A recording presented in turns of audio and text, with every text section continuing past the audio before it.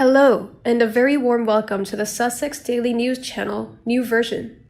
And this afternoon, we give you a piece of breaking news: Meghan's Hollywood delusion getting a slap by the Brad Pitt movie. Recently, we've been led to believe that Meghan Markle was focusing her energy on worthy causes such as the Black Lives Matter movement in the US and establishing a charitable foundation. Still, it seems the Hollywood dream isn't quite over yet.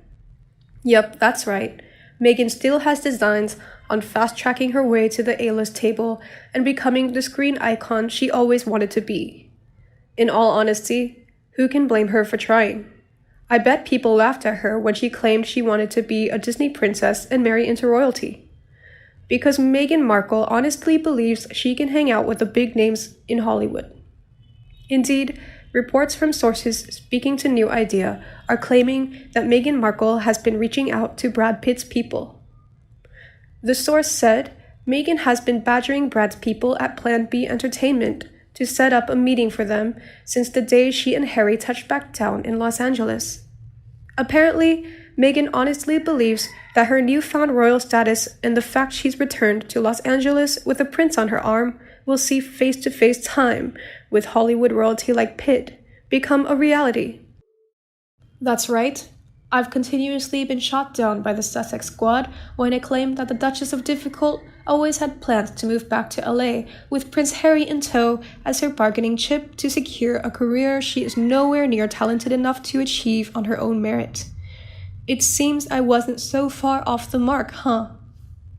However, despite her tenacity, Meghan has found it challenging to catch the attention of the A-listers. While it seems Meghan Markle has no qualms about using her friendship with George Clooney to try and get that elusive meeting with Brad Pitt, she hasn't been able to make her connections count yet. Now, this obviously cannot be because she's just another Z-lister who's trying to hustle her way into the big leagues. I mean, the fact that Brad Pitt probably gets emails and phone calls to his production company every day from deluded wannabes can't be the reason for the silence towards Meghan Markle, can it? No. There has to be another reason.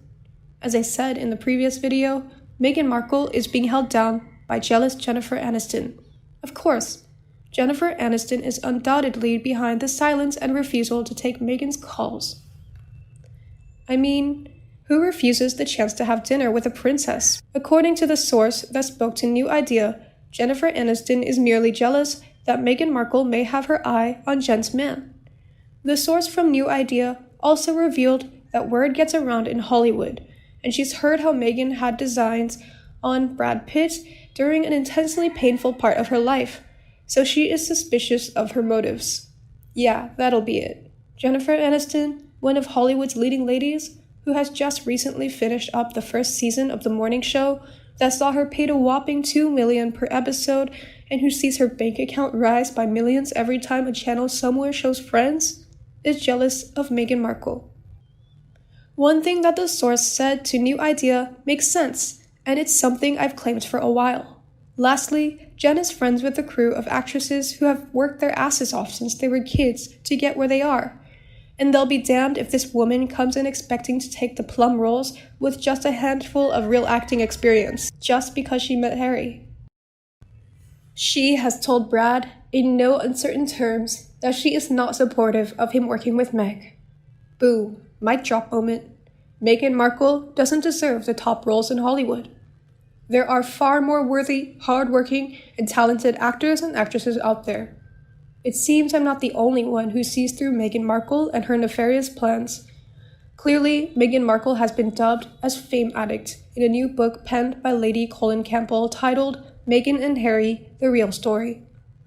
The book sees Meghan in the same light as many Brits have perceived her to be, with an aim to bring to the forefront the Duchess's inside experience with royals. My views on these two have changed over the past couple of years. I had always thought of Harry as a kind and considerate person who put his duty before himself. This is in line with what our royal family does and has usually done. However, since he married Meghan, he has changed. The cheeky grin is gone, he rarely smiles, his standard of dress is gruffy compared to how he was dressing before they departed for Canada and later Los Angeles. There does not appear to be any sense of fun with him anymore. He has lost the spontaneity he had with the young people. He has really changed. According to Lady Campbell, Meghan wants to run for president of the US someday, and the UK doesn't do it for her. She described her as an operator, a fame addict, who's had a series of men, as penned by the Britannia's Jamaican-born on page 261 of her book. Meghan's whole life is an act. Harry was desperate to meet someone. He's not the swiftest. He's a prop and pathetic. Meghan seems to be impervious to this. She seems to have him follow her wherever they go. She is in control. Would I trust them?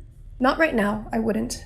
I can't help but feel that Meghan has her own agenda, and if he wants to remain with her, he will have to accept that she is in charge. I wouldn't trust her with a paper bag, so by extension, him neither. And that is a shame. As reported by page 6, Lady Campbell revealed she knows all the scandals and has survived through some herself. She said she knew the lot, the royals, the courtiers, their friends. She has attended their parties, been to their homes, and she has taken care to be positive and even-handed, although Meghan's thrown the whole British family under the bus.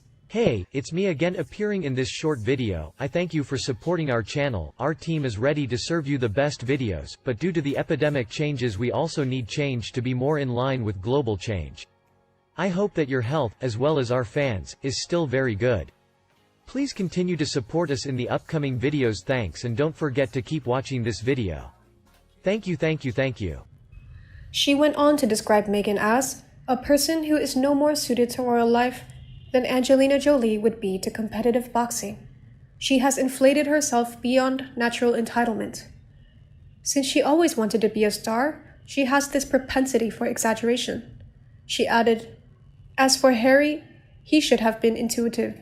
This nonsense that she didn't at first know so much about him, I mean please, she'd looked him up in books, and she pats him like good boy. She even answers for him. Campbell also revealed that Mrs. Harry had planned on banking on financial deals for herself from the beginning. She went into the marriage intending to embark on commercial enterprises. That's something forbidden to the royals. Meanwhile, Kate Middleton is upset again. The Duchess of Fragility is still mad about the now infamous Tattler cover story and has released a statement through royal insiders claiming that she's keen to get rid of the comparisons between her and Meghan Markle.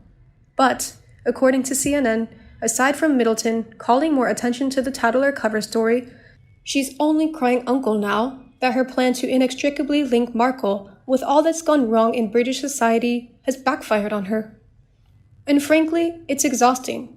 Aside from providing Tattler with the best publicity they've ever had in their lives, Kate Middleton has apparently told royal insider Duncan Larcombe that she's still devastated by the Society magazine's allegations that she's exhausted. That is such an extremely cruel and wounding barb. It's disgusting. It's sexist and woman-shaming at its very worst. The piece is full of lies. The whole thing is class snobbery at its very worst. Most people have been called far worse, by far. Just ask Meghan Markle what it was like to be told that she fuels human rights abuses, drugs, and murder because she served avocado toast to her guests. I guess the Duchess of Sussex needs to suck it up when she's being touted as the next Pol Pot over some delicious avocados.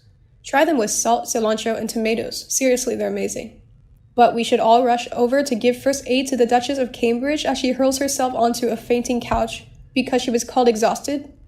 If the worst thing the British press will ever say about Kate Middleton is that she was exhausted, she'll have lived a very charmed life.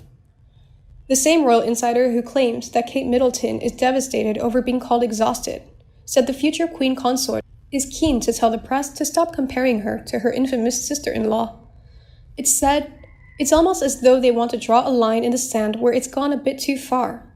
We know William and Kate are very sensitive about comparisons with Meghan. The narrative of that falling out between William and Kate and Harry and Meghan touches a nerve. That would be very noble if indeed it were true.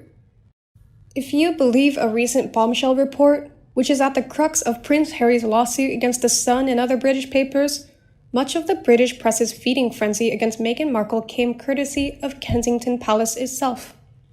Christian Jones, who was the Cambridge's former press secretary, was reportedly paid very handsomely to provide inside scoops about Markle, And there's some intimation that Kensington Palace did this to throw the scent off of Prince William, who was allegedly creeping around with Rose Hanbury at the time.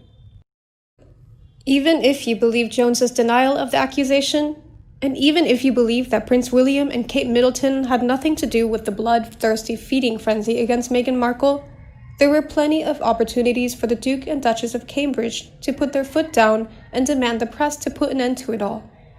But they did nothing to stop it. Kate Middleton said that she wants the press to stop comparing her to Meghan Markle, but maybe she shouldn't have opened that Pandora's box in the first place. And you? What do you think about these stories in my video? Please let me know in the comments section and we can discuss. If you enjoyed my video, remember to like and share it for anyone you think is interested. And also subscribe to the Sussex Daily News channel to get more news from Meghan, Harry, and the royal family members. Now, have a nice day and see you in the next videos. Goodbye.